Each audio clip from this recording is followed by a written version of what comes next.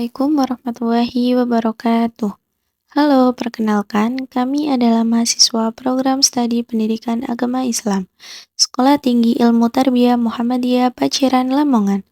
Saya, Neni Triana, bersama teman-teman saya, yaitu Aisyah Zahra, Filza Suci Maliani, Khairiza Intan Normala, Normananda Yunita, dan Riyadini Cantika, akan mempresentasikan video resum buku yang berjudul Bimbingan dan Konseling di Sekolah dan Perguruan Tinggi, karya Bapak Zainal Akib, MPD. Video ini dibuat untuk memenuhi tugas mata kuliah bimbingan konseling. Dalam video ini, kami akan menyampaikan ringkasan isi buku beserta poin-poin penting yang telah kami pelajari. Semoga video ini dapat memberikan manfaat dan menambah wawasan bagi para penonton. Selamat menyaksikan. Pada bab 1, buku ini membahas tentang pokok-pokok bimbingan konseling. Pokok bimbingan dan konseling. Bimbingan dan konseling atau BK merupakan layanan bantuan yang diberikan kepada peserta didik agar dapat berkembang secara optimal dan mandiri dalam aspek pribadi, sosial, belajar, dan karir. Tujuan BK adalah membantu peserta didik memahami dirinya, mengembangkan potensi yang dimiliki, mengatasi berbagai permasalahan, serta merencanakan masa depannya dengan baik. Dalam pelaksanaannya, BK memiliki 4 fungsi utama. Yang pertama, fungsi pemahaman, yaitu membantu siswa memahami diri dan lingkungannya. Yang kedua, fungsi pencegahan, yaitu mencegah munculnya masalah yang dapat menghambat perkembangan siswa. Yang ketiga, fungsi pengentasan, yaitu membantu menyelesaikan masalah yang sedang dihadapi siswa. Yang keempat, fungsi pemeliharaan dan pengembangan, yaitu membantu siswa mengembangkan potensi positif yang dimilikinya. BK juga dilaksanakan berdasarkan beberapa asas penting seperti kerahasiaan, keterbukaan, kesukarelaan, kemandirian, dan keahlian. Asas-asas tersebut menjadi pedoman agar layanan BK dapat berjalan secara efektif dan profesional. Selain itu, BK mencakup 4 bidang layanan, yaitu bimbingan pribadi, sosial, belajar, dan karir. Keempat bidang ini bertujuan membantu peserta didik berkembang secara menyeluruh sesuai kebutuhan dan tahap perkembangannya. Pelaksanaan BK dilakukan melalui berbagai layanan, seperti layanan orientasi, layanan informasi, konseling individu, bimbingan kelompok, dan konseling kelompok. Untuk mendukung layanan tersebut, terdapat pula kegiatan pendukung seperti pengumpulan data siswa, kunjungan rumah, dan konferensi kasus. Dengan memahami konsep dasar, tujuan, fungsi, asas, bidang, dan layanan BK, kita dapat mengetahui peran penting bimbingan dan konseling dalam membantu perkembangan peserta didik di sekolah. Bab 2 dalam buku ini menjelaskan tentang kegiatan layanan bimbingan dan konseling. A. Bidang pelayanan bimbingan dan konseling memiliki 4 bidang utama. 1. Pengembangan kehidupan pribadi, yaitu bidang pelayanan yang membantu peserta didik dalam memahami, menilai, dan mengembangkan potensi, bakat dan minat, serta kondisi sesuai dengan karakteristik kepribadian dan kebutuhan dirinya secara realistis. Yang kedua, pengembangan kehidupan sosial, yaitu bidang pelayanan yang membantu peserta didik dalam memahami dan menilai serta mengembangkan kemampuan hubungan sosial yang sehat dan efektif. Yang ketiga, pengembangan kemampuan belajar, yaitu bidang pelayanan yang membantu peserta didik mengembangkan kemampuan belajar dalam rangka pendidikan sekolah dan belajar secara mandiri. Dan yang keempat, pengembangan karir, yaitu bidang pelayanan yang membantu peserta didik dalam memahami dan menilai informasi serta memilih dan mengambil keputusan karir. B. Fungsi bimbingan dan konseling. 1. Pemahaman, yaitu untuk membantu para peserta didik memahami diri dan lingkungannya. Yang kedua, pencegahan, yaitu untuk membantu para peserta didik mampu mencegah dan menghindari diri dari berbagai permasalahan yang dapat menghambat perkembangan dirinya. Yang ketiga, pengentasan, yaitu untuk membantu peserta didik mengatasi masalah yang dialaminya. Yang keempat, pemeliharaan dan pengembangan, yaitu untuk membantu peserta didik memelihara dan menumbuh kembangkan berbagai potensi dan kondisi positif yang dimilikinya. Dan yang kelima, advokasi, yaitu untuk membantu peserta didik memperoleh pembelaan atas hak atau kepentingannya yang kurang mendapat perhatian. C. Format kegiatan. 1. Individual, yaitu format kegiatan bimbingan dan konseling yang melayani peserta didik secara perorangan. Yang kedua, kelompok, yaitu format kegiatan bimbingan dan konseling yang melayani sejumlah peserta didik melalui suasana dinamika kelompok. Yang ketiga, klasikan, yaitu format kegiatan bimbingan dan konseling yang melayani sejumlah peserta didik dalam satu kelas. Yang keempat, lapangan, yaitu format kegiatan bimbingan dan konseling yang melayani seseorang atau sejumlah peserta didik melalui kegiatan di luar kelas atau lapangan. Dan yang kelima, pendekatan khusus, yaitu format kegiatan bimbingan dan konseling yang melayani kepentingan peserta didik melalui pendekatan kepada pihak-pihak yang dapat memberikan kemudahan. D. Jenis layanan bimbingan dan konseling. Yang pertama, orientasi, yaitu layanan yang membantu peserta didik memahami lingkungan baru, terutama lingkungan sekolah dan objek-objek yang dipelajari. Yang kedua, informasi, yaitu layanan yang membantu peserta didik menerima dan memahami berbagai informasi diri, sosial, belajar, dan pendidikan lanjutan. Yang ketiga, penempatan dan penyaluran, yaitu layanan yang membantu peserta didik memperoleh penempatan dan penyaluran yang tepat di dalam kelas. Yang keempat, penguasaan konten, yaitu layanan yang membantu peserta didik menguasai konten tertentu, terutama kompetensi dan kebiasaan yang berguna dalam kehidupan di sekolah, keluarga, dan masyarakat. Yang kelima, bimbingan dan konseling perorangan, yaitu layanan yang membantu peserta didik dalam mengentaskan masalah pribadinya. Yang keenam, bimbingan kelompok, yaitu layanan yang membantu peserta didik dalam mengembangkan diri, kemampuan hubungan sosial, serta melakukan kegiatan tertentu melalui dinamika kelompok. Yang ketujuh, bimbingan dan konseling kelompok, yaitu layanan yang membantu peserta didik dalam pembahasan dan pengentasan masalah pribadi. Yang kedelapan, konsultasi, yaitu layanan yang membantu peserta didik dan pihak lain dalam memperoleh wawasan, pemahaman, dan cara-cara yang perlu dilaksanakan dalam menangani kondisi dan masalah peserta didik. Dan yang kesembilan, mediasi, yaitu layanan yang membantu peserta didik menyelesaikan permasalahan dan memperbaiki hubungan antara mereka. Selanjutnya adalah bab 3, konsep dasar bimbingan dan konseling. Subbab pertama membahas tentang urgensi, sejarah, dan landasan bimbingan konseling.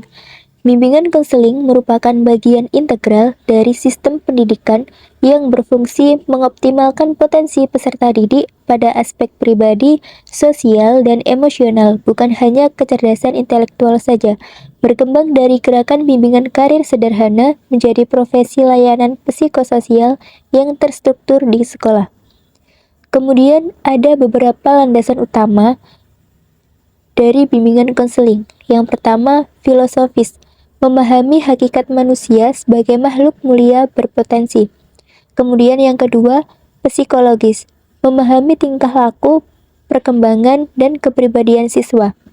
Yang ketiga, sosial budaya, kepekaan terhadap keberagaman latar belakang sosial dan norma budaya. Dan yang keempat, religius, mengintegrasikan nilai keimanan dan ketakwaan sebagai tujuan akhir karakter. Kemudian subbab yang kedua ada konstruk pengertian dan hubungan dengan pendidikan.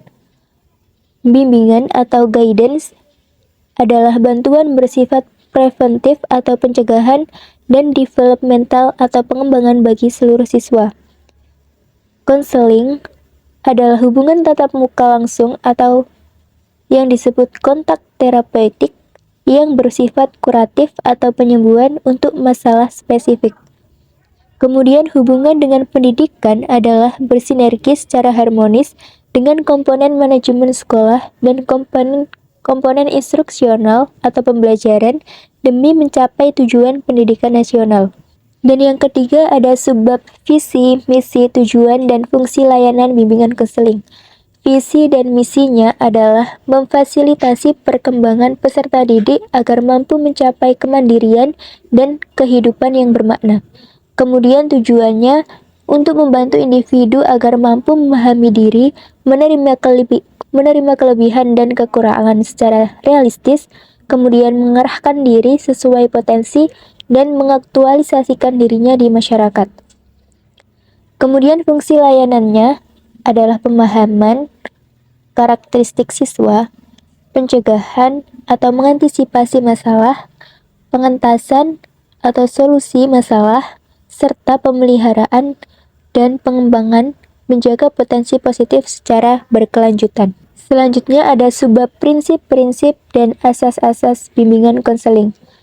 Prinsip bimbingan konseling yaitu kaidah yang menjiwai proses interaksi seperti layanan untuk semua siswa, menghargai keunikan individu, serta proses yang dinamis dan berkelanjutan. Asas-asas bimbingan konseling ada dua. Yang pertama, asas kerahasiaan, pilar utama untuk menjaga agar data dan masalah siswa tidak bocor. Dan yang kedua, asas pendukung, kesukarelaan atau tanpa paksaan, keterbukaan atau kejujuran, dan kemandirian atau mampu mengambil keputusan sendiri. Yang terakhir ada subbab teknis, manajemen program, dan evaluasi. Teknik teknisnya adalah dilaksanakan melalui format perorangan atau individu, kelompok, hingga klasikal di dalam kelas. Manajemen dan evaluasi, pelayanan bimbingan konseling dikelola lewat penyusunan program bimbingan konseling yang sistematis, tahunan hingga harian. Siklus ini diakhiri dengan evaluasi program untuk mengukur efektivitas, akuntabilitas kinerja, serta dasar perbaikan program selanjutnya. Selanjutnya adalah bab 4. Bab 4 ini membahas tentang manajemen pelaksanaan bimbingan dan konseling. Pola bimbingan dan konseling merupakan pedoman penyelenggaraan layanan bimbingan di sekolah. Bimbingan konseling menggunakan pola komprehensif dan pendekatan sistemik, dimulai dari analisis kebutuhan siswa, perencanaan, pelaksanaan hingga evaluasi agar perkembangan peserta didik dapat dioptimalkan. Kemudian macam-macam bimbingan. Bimbingan terdiri atas 4 bidang utama. Yang pertama, bimbingan pribadi untuk pengembangan diri. Yang kedua, bimbingan sosial untuk meningkatkan kemampuan berinteraksi. Yang ketiga, bimbingan belajar untuk membantu proses belajar. Dan yang keempat, bimbingan karir untuk membantu perencanaan masa depan. Selanjutnya, bimbingan dan konseling di tingkat PAUD atau TK sampai perguruan tinggi. Bimbingan dan konseling di PAUD atau TK berfokus pada pengembangan motorik sosial, kemandirian, dan pembelajaran melalui bermain. Kemudian, bimbingan dan konseling di SD atau MI menekankan pembentukan karakter, konsep diri positif, disiplin, kemampuan dasar belajar, serta kerjasama dengan wali kelas dan orang tua. Kemudian bimbingan dan konseling di SMP atau SMA atau SMK membantu remaja menghadapi masa pubertas, pembentukan identitas, masalah pergaulan, serta persiapan melanjutkan pendidikan atau memasuki dunia kerja. Yang terakhir, bimbingan dan konseling di perguruan tinggi. Bimbingan konseling mendampingi mahasiswa dalam menyesuaikan akademik, pengembangan kemandirian, penyelesaian masalah pribadi, serta persiapan karir setelah lulus. Di buku ini juga menjelaskan tentang profesionalitas pelaksana layanan BK. Yang pertama, Peran kepala sekolah. Kepala sekolah berperan sebagai penanggung jawab utama layanan BK dengan mengordinasikan program, menyediakan sarana dan prasarana, melakukan pengawasan, mendukung peningkatan kompetensi guru BK, serta menjalin kerjasama dengan berbagai pihak agar layanan BK berjalan optimal. Yang kedua, peran konselor atau guru BK. Konselor bertugas membantu perkembangan dan kesejahteraan peserta didik melalui observasi, pemberian layanan preventif, preservatif, dan kuratif, mengidentifikasi siswa yang memerlukan bantuan, menangani kasus, serta melakukan evaluasi program BK. Yang ketiga, peran pengawas BK. Pengawas BK bertugas meningkatkan mutu layanan melalui supervisi, pembinaan, evaluasi program, serta memberikan masukan dan rekomendasi untuk meningkatkan profesionalisme guru BK atau konselor. Yang keempat, peran guru mata pelajaran. Guru mata pelajaran mendukung layanan BK dengan mengenali siswa yang membutuhkan bantuan, mengarahkan mereka kepada guru BK, menciptakan suasana belajar yang kondusif, membantu penanganan masalah siswa, serta memberikan informasi yang diperlukan dalam layanan BK. Kemudian pada bab 6, buku ini menjelaskan tentang bimbingan dan konseling perkembangan. Pertama, konsep BK perkembangan. Konsep BK perkembangan berorientasi pada perkembangan peserta didik. Artinya, layanan bimbingan dan konseling tidak hanya diberikan kepada siswa yang mengalami masalah, tetapi juga kepada seluruh peserta didik agar dapat berkembang sesuai dengan tahap perkembangannya. Selanjutnya, tujuan BK perkembangan adalah untuk membantu peserta didik mengembangkan seluruh potensi yang dimiliki secara optimal, baik potensi akademik, sosial, maupun pribadi. Selain itu, BK perkembangan mencakup 3 bidang utama, yaitu perkembangan akademik, perkembangan karir, dan perkembangan pribadi sosial. Ketiga bidang ini saling berkaitan untuk membantu peserta didik mencapai perkembangan yang menyeluruh. Selanjutnya, terdapat beberapa prinsip dalam BK perkembangan. Pertama, perkembangan individu terjadi melalui proses belajar. Artinya, setiap pengalaman belajar akan mempengaruhi perkembangan peserta didik. Kedua, perkembangan berlangsung secara bertahap dan berkesinambungan. Setiap tahap perkembangan menjadi dasar bagi tahap berikutnya sehingga tidak dapat dilalui secara instan. Ketiga, perkembangan memerlukan lingkungan yang mendukung. Oleh karena itu, keluarga, sekolah, dan masyarakat perlu menciptakan lingkungan yang positif agar perkembangan peserta didik dapat berlangsung secara optimal. Berikutnya, pola pelaksanaan BK terdiri dari beberapa bentuk. Yang pertama, pola generalis, yaitu melibatkan seluruh tenaga pendidik dalam membantu perkembangan peserta didik. Yang kedua, pola spesialis. Pola spesialis dilaksanakan oleh guru BK atau konselor yang memiliki keahlian khusus dalam memberikan layanan. Yang ketiga, pola kurikuler. Pola kurikuler adalah mengintegrasikan kegiatan BK ke dalam program pendidikan di sekolah. Kemudian yang terakhir adalah pola relasi manusia. Pola relasi manusia menekankan pentingnya hubungan yang baik antara konselor, guru, dan peserta didik agar layanan BK dapat berjalan secara efektif. Terakhir, terdapat beberapa model BK perkembangan yang dikemukakan oleh para ahli. Yang pertama yaitu model Frank Parsons. Model ini menekankan pada pentingnya kesesuaian antara potensi individu dengan pilihan karir. Yang kedua yaitu model John Brewer. Beliau berpendapat bahwa bimbingan merupakan bagian dari proses pendidikan yang membantu perkembangan peserta didik secara menyeluruh. Sementara itu, William M. Proctor menjelaskan bahwa bimbingan berfungsi untuk membantu peserta didik dalam penyesuaian diri dan penyaluran minat sesuai kemampuan yang dimiliki. Kemudian, pada bab 7, buku ini menjelaskan tentang konsep dan strategi layanan BK dalam kurikulum 2013. Di mana pada kurikulum 2013 terdapat beberapa layanan utama dalam bimbingan dan konseling. Pertama, layanan orientasi. Layanan orientasi bertujuan untuk membantu peserta didik mengenal lingkungan sekolah dan menyesuaikan diri.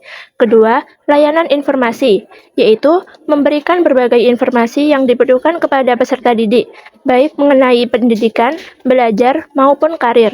Selanjutnya, konseling individu.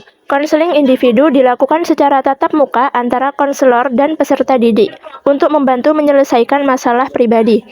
Selain itu, bimbingan kelompok diberikan kepada beberapa peserta didik untuk membahas topik tertentu yang bermanfaat bagi perkembangan mereka. Sedangkan konseling kelompok membantu peserta didik menyelesaikan masalah melalui diskusi dan dinamika kelompok. Selanjutnya, terdapat beberapa teknik konseling yang digunakan. Yang pertama yaitu teknik RIBT. RIBT ini bertujuan untuk mengubah pola pikir yang irasional menjadi lebih rasional. Yang kedua, teknik person-centered, yaitu menekankan bahwa konselor membantu peserta didik menemukan dan mengembangkan potensi dirinya sendiri. Yang ketiga, teknik reality counseling, membantu peserta didik belajar bertanggung jawab terhadap pilihan dan perilakunya. Sedangkan teknik behavior counseling bertujuan untuk membentuk perilaku positif melalui proses pembelajaran dan pembiasaan. Pembahasan yang terakhir mengenai permasalahan siswa. Permasalahan siswa dibagi menjadi 4 aspek. Yang pertama, aspek kognitif. Aspek ini berkaitan dengan cara berpikir, seperti kurang konsentrasi atau berpikir negatif. Aspek yang kedua yaitu aspek fisik motorik. Aspek ini berkaitan dengan kondisi fisik yang dapat mempengaruhi perkembangan peserta didik. Selanjutnya, aspek sosial emosional, berhubungan dengan kemampuan berinteraksi, mengendalikan emosi, dan membangun hubungan dengan orang lain. Kemudian, aspek yang terakhir adalah aspek moral keagamaan, yaitu berkaitan dengan sikap, perilaku, serta penerapan nilai-nilai moral dan agama dalam kehidupan sehari-hari. Demikian video resum buku berjudul Bimbingan dan Konseling di Sekolah dan Perguruan Tinggi, karya Bapak Zainal Akib, MPD, yang dapat kami sampaikan. Semoga video ini dapat menambah pengetahuan dan memberikan manfaat bagi kita semua, khususnya dalam memahami pentingnya layanan bimbingan dan konseling di sekolah maupun perguruan tinggi. Kami mengucapkan terima kasih kepada dosen pengampu mata kuliah bimbingan konseling, serta kepada seluruh penonton yang telah menyaksikan video ini. Mohon maaf apabila masih terdapat kekurangan dalam penyampaian kami. Assalamualaikum warahmatullahi wabarakatuh.